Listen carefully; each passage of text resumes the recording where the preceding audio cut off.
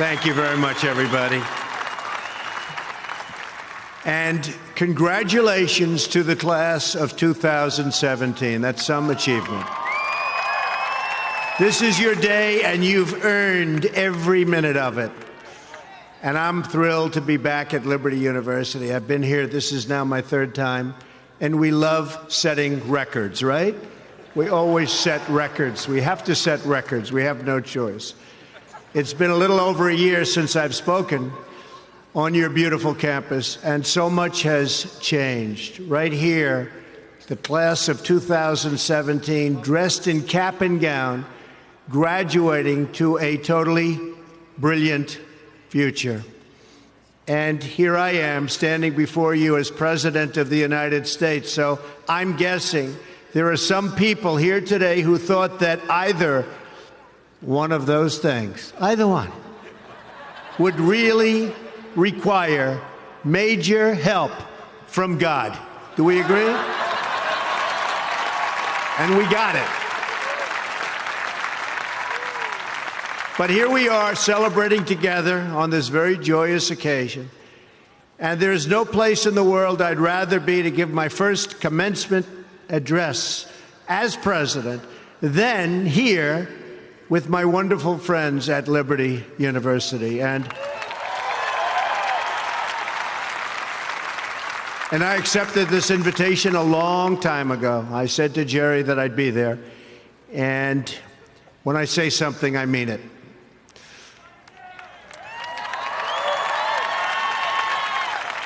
I want to thank President Jerry Falwell and his incredible wife, Becky. Stand up, Becky. For their kind words, their steadfast support, and their really wonderful friendship. Let me also extend our appreciation to the entire Falwell family, Trey, Sarah, Wesley, Laura, and Caroline. Thank you for everything you do to make this university so exceptional. One of the truly great schools. Most importantly, to our new graduates, each of you should take immense pride in what you have achieved.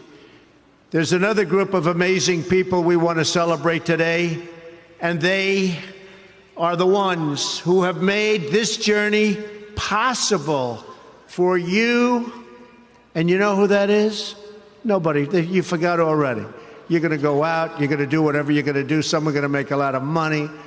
Some are going to be even happier doing other things. They're your parents and your grandparents. Don't forget them. You haven't forgotten yet, have you? Never, ever forget them. They're great. And especially this weekend, let's make sure we give a really extra special thanks to the moms. Don't forget our moms, because graduates, today is your day. Today is your day. But in all of this excitement, don't forget that tomorrow is Mother's Day, right? I had a great mother. She's looking down now, but I had a great mother. I always loved Mother's Day. We're also deeply honored to be joined by some of the nearly 6,000 service members, military veterans, and military spouses who are receiving their diplomas today. Would you please stand? Please stand. Wow.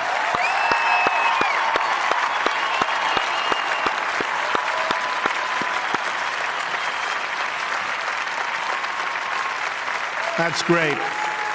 Thank you very much. Great job. We're profoundly grateful to every single one of you who sacrificed to keep us safe and to protect God's precious gift of freedom.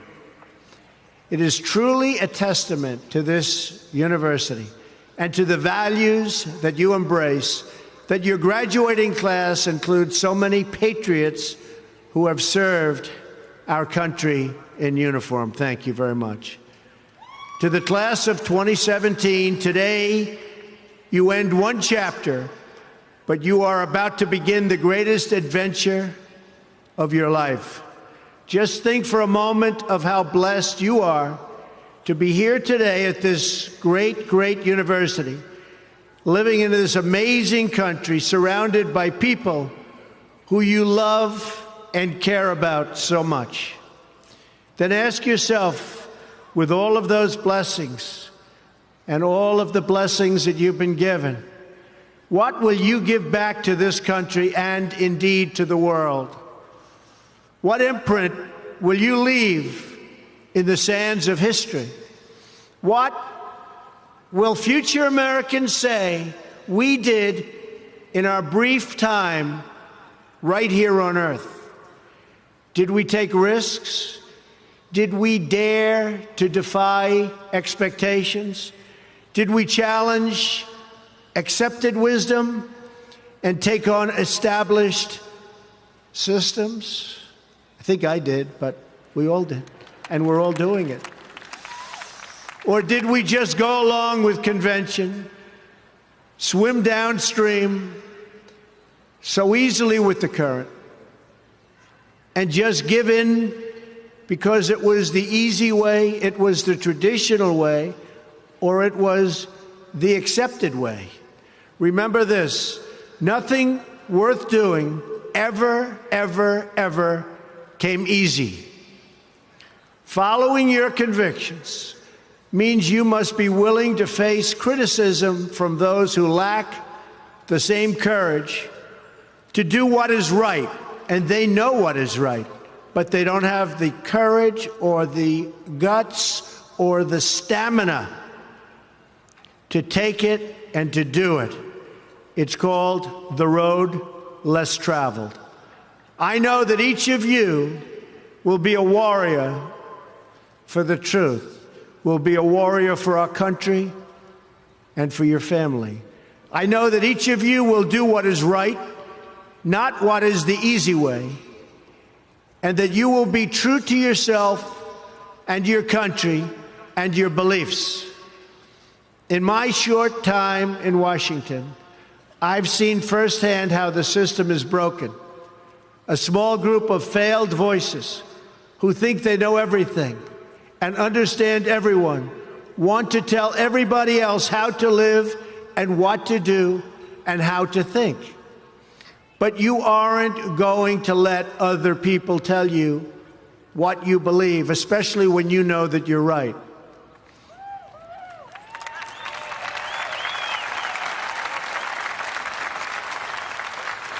And those of you graduating here today who have given 500,000 hours of charity last year alone, unbelievable amount of work and charity, and few universities or colleges can claim anything even close. We don't need a lecture from Washington on how to lead our lives. I'm standing here looking at the next generation of American leaders. There may very well be a president or two in our midst. Anybody think they're going to be president? Raise your hand.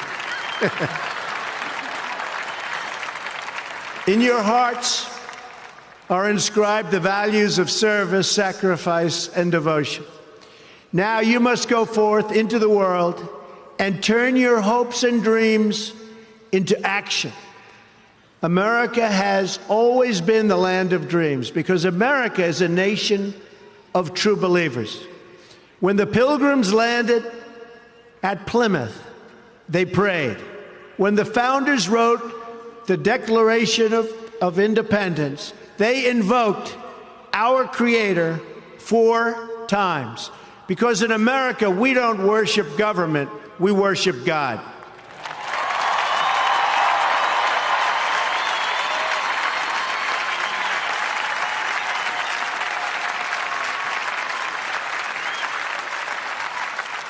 That is why our elected officials put their hands on the Bible and say, "So help me God," as they take the oath of office. It is why our currency proudly declares, "In God we trust." And it's why we proudly proclaim that we are one nation under God every time we say the Pledge of Allegiance.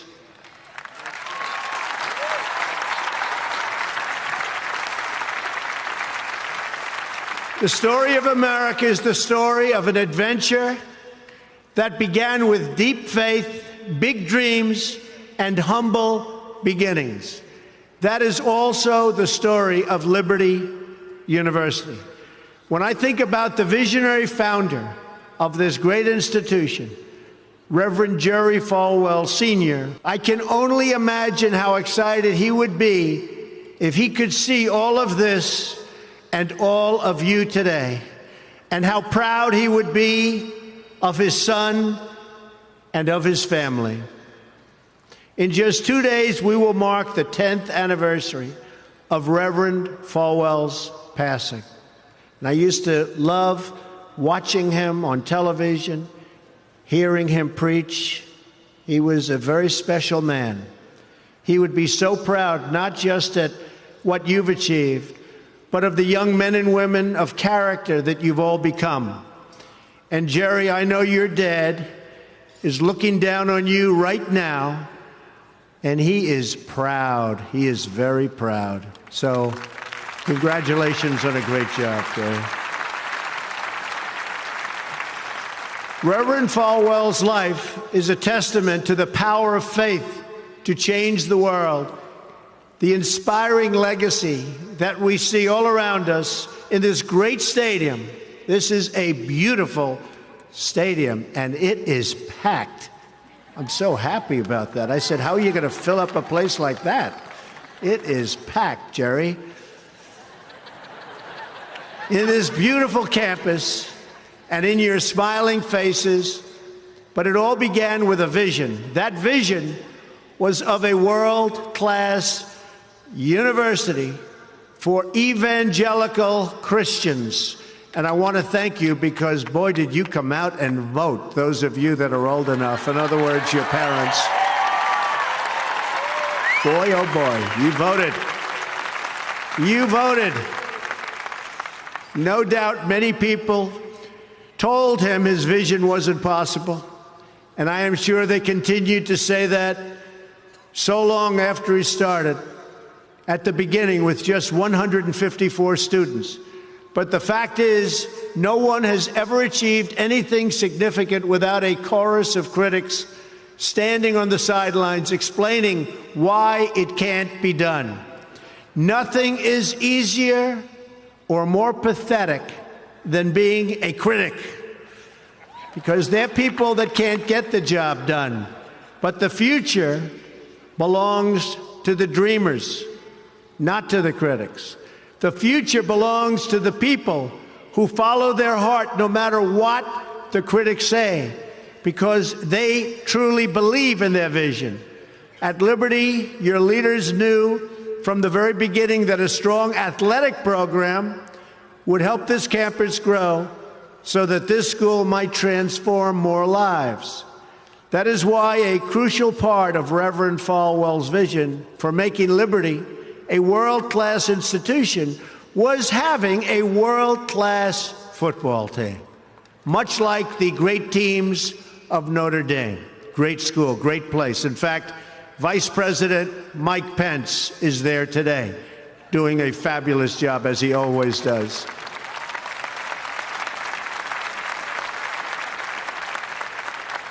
A few years ago, the New York Times even wrote a story on the great ambitions of the Liberty Flames. That story prompted a longtime president of another school to write a letter to Jerry. It's a letter that Reverend Falwell would have been very, very pleased to read. Jerry tells me that letter now hangs in the wall in the boardroom of your great university. It came from the late Father Theodore Hesburgh, who was the beloved president of the University of Notre Dame 35 years ago. Like this school's founder, he was a truly kind-hearted man of very, very deep faith. In the letter, Father Hesburgh recalled that Notre Dame's own meteoric rise from a small Midwestern school to a national football powerhouse. And then he wrote something so amazing and generous. He wrote, "I think you are on that same trajectory now, and I want to wish you all the best and encourage you from the starting and from being able to start. very small, and arriving in the big time. Thanks to hard work, great faith, and incredible devotion, those dreams have come true. As of February of this year, the Liberty Flames are playing in the FBS, the highest level of competition in NCAA football. Don't clap. That could be tough. Don't clap. That could be tough. I'm a little worried. I don't want to look at some of those scores here. Jerry, are you sure you know what you're doing here? Those other players are big and fast and strong, but I have a feeling you're going to do very well, right? From the most humble roots, you've become a powerhouse in both education and sports. And just wait until the world hears the football teams you'll be playing on your schedule starting next season. President Falwell gave me a list of some of those schools, the ones you're going to be playing 2018. Would you like me to read the names? Just came out. Would you like to hear them? I'm a little bit concerned. UMass, Virginia, Auburn. Jerry, are you sure you know what you're doing? Jerry, Auburn. I don't know about that, James. This could be trouble, Jerry. Rutgers, Old Dominion, Brigham Young, Army. I might be at that game. Who am I supposed to root for? Tell me. I don't know. That's a tough one, Jerry.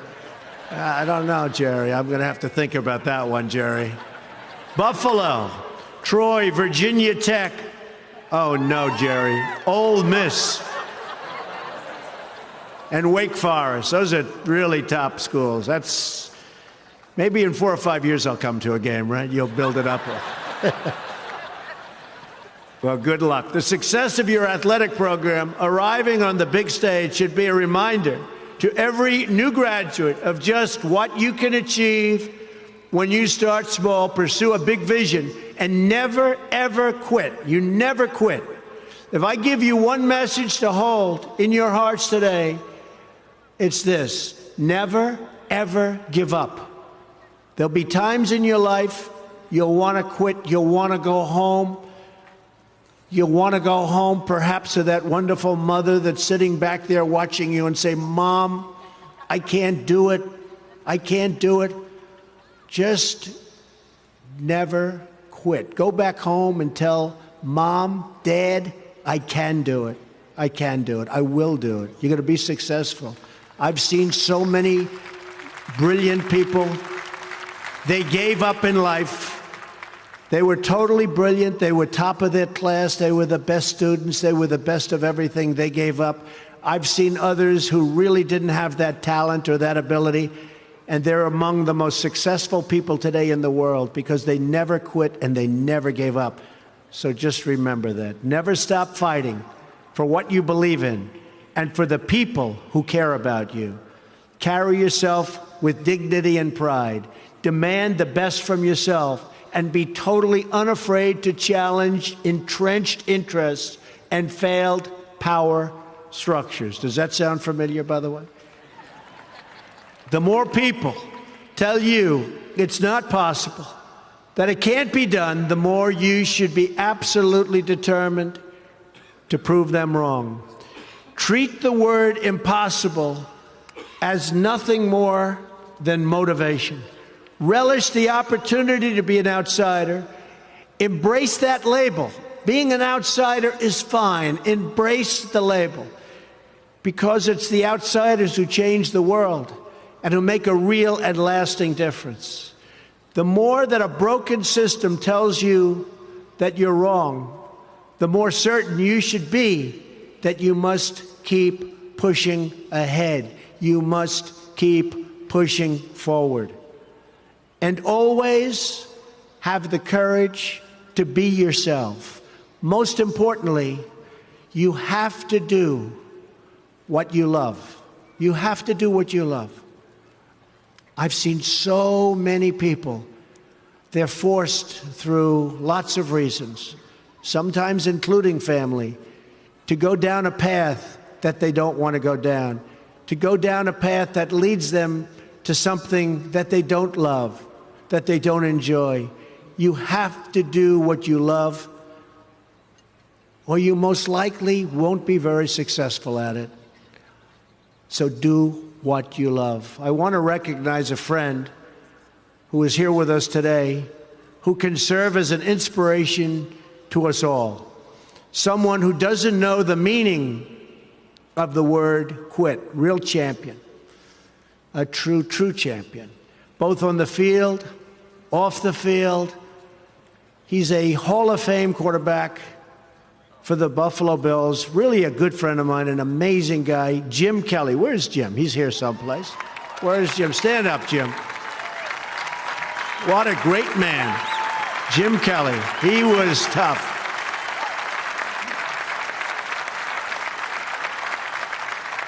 Jim, do you have any idea how much money you'd be making today? They'd hit Jim. It was like tackling a linebacker. They'd hit Jim, 4 guys, 5 guys that weighed 320, and he'd just keep going down the field. He was much more than a quarterback. He had tremendous heart, and he knew how to win. Jim is tough, and his toughest fight of all was that he beat cancer not once but twice.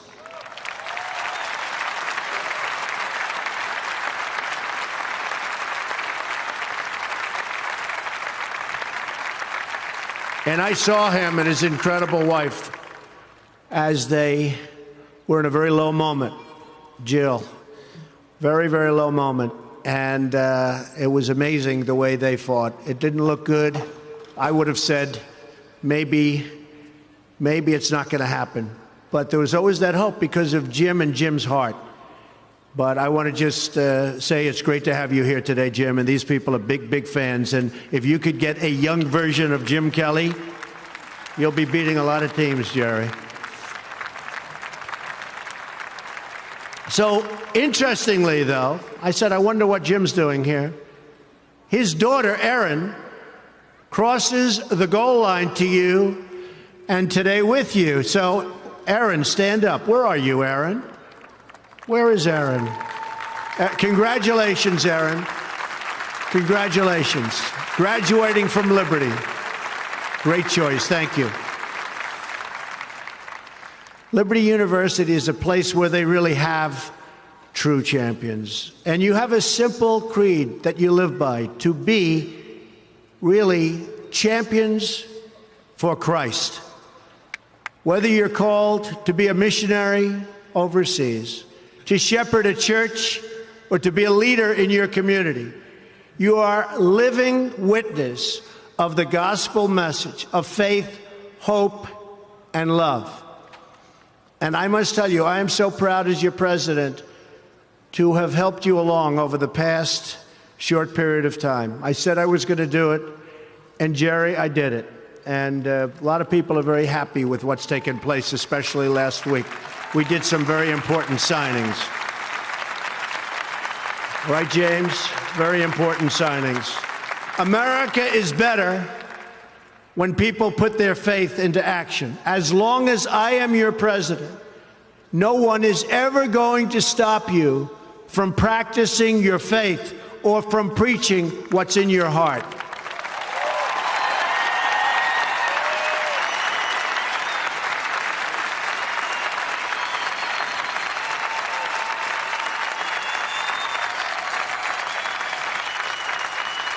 We will always stand up for the right of all Americans to pray to God and to follow his teachings. America is beginning a new chapter. Today, each of you begins a new chapter as well. When your story goes from here, it will be defined by your vision, your perseverance, and your grit. That's a word Jim Kelly knows very well, your grit. In this, I'm reminded of another man you know very well and who has joined us here today. His name is George Rogers, Liberty University CFO and Vice President for a quarter of a century. During World War II, George spent 3.5 years as a prisoner of war. He saw many of his fellow soldiers die during the Bataan Death March. He was the victim of starvation and torture as a prisoner of war. When he was finally set free, he weighed just 85 pounds and was told he would not live past the age of 40. Today, George is 98 years old.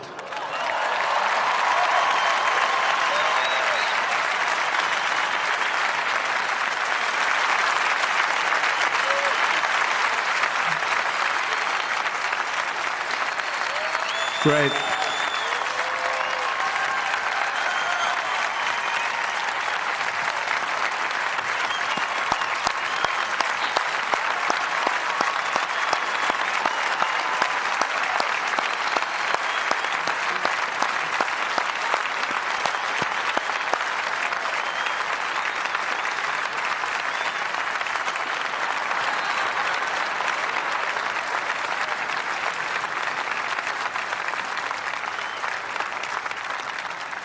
That's so great, George. If anyone ever had reason to quit, to give in to the bitterness and anger that we all face at some point, to lose hope in God's vision for his life, it was indeed George Rogers. But that's not what he did. He stood up for his country. He stood up for his community. He stood up for his family, and he defended civilization against a tide of barbarity, the kind of barbarity we're seeing today and we've been witnessing over the last number of years. And I just want to tell you, as your president, we are doing very, very well in countering it. So you just hang in there. Things are going along very, very well. You'll be hearing a lot about it next week from our generals. Things are going along very, very well. Through it all, he kept his faith in God, even in the darkest depths of despair. Like so many others of his generation, George came home to a nation full of optimism and pride and began to live out the American dream. He started a family. He discovered God's plan for him and pursued that vision with all his might, pouring his passion into a tiny college in a place called Lynchburg, Virginia. Did you ever hear of that? Lynchburg? We love it. Do you like it? We like it, right? I flew over it a little while ago. It's amazing, actually. What started as a dream with a few good friends, he helped shepherd into the largest Christian university in the world. Just look at this amazing, soaring, growing campus, and I've been watching it grow because I've been a friend of Liberty for a long time now, Jerry. It's been a long time. Thanks in great part to George's financial stewardship. Hundreds of thousands of young hearts and souls have been enriched at Liberty and inspired by the Spirit of God. George, we thank you and we salute you, and you just stay healthy for a long time, George. Thank you.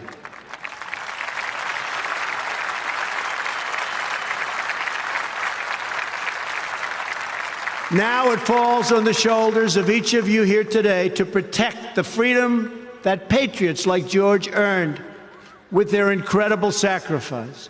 Fortunately, you have been equipped with the tools from your time right here on this campus to make the right decisions and to serve God, family, and country. As you build good lives, you will also be rebuilding our nation. You'll be leaders in your communities, stewards of great institutions, and defenders of liberty. And you will be great mothers and fathers and grandmothers and grandfathers, loving friends and loving family members. You will build a future where we have the courage to chase our dreams no matter what the cynics and the doubters have to say. You will have the confidence to speak the hopes in your hearts and to express the love that stirs your souls. and you will have the faith to replace a broken establishment with a government that serves and protects the people.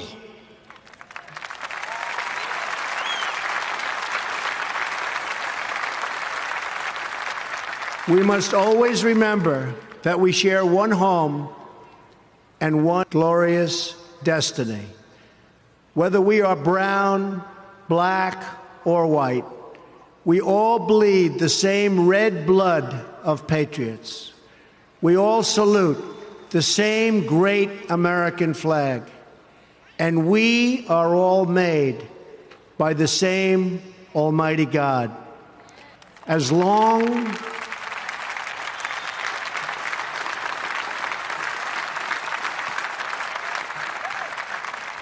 as you remember what you have learned here at Liberty, as long as you have pride in your beliefs, courage in your convictions, and faith in your God, then you will not fail.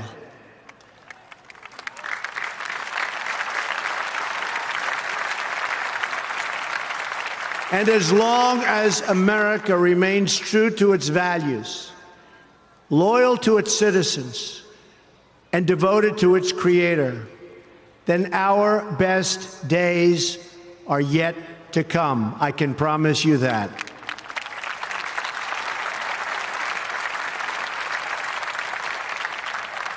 This has been an exceptional morning.